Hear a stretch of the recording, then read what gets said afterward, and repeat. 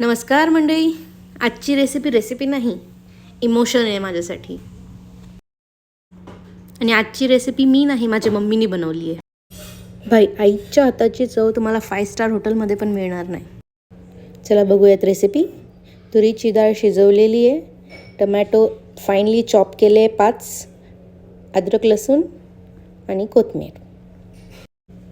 तेलात जिरं मोहरी टाकायचं आहे, आलं लसूण मिरची मीठ आणि आपण जे फाईनली चॉप केलेले टमॅटो आहे ते. टमाटे हे पूर्णपणे शिजले पाहिजे.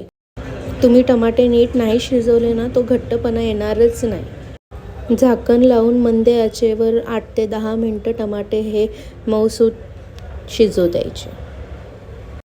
पूर्णपणे हे टमाट्याची पेस्ट झाली पाहिजे, तेव्हाच तो थिकनेस येईल. बघू शकता मंडळी कशी पेस्ट झाली आहे. आता याच्यात आपण जे वरण शिजवून ठेवलं आहे ते टाकायचं. आणि आपल्याला थिक जास्त वाटतं आहे तर पाणी टाकू शकतात. 1 ते 1.5 ग्लास पाणी टाका त्याच्यात आणि परत झाकण लावून तुम्ही 8 ते 10 मिनटं उकळून घ्या वरण. चला तर मंडळी, तयार आहे आपले रस्सम राईस. तर तुम्ही पण बनवा आणि लाईक शेअर नक्कीच करा.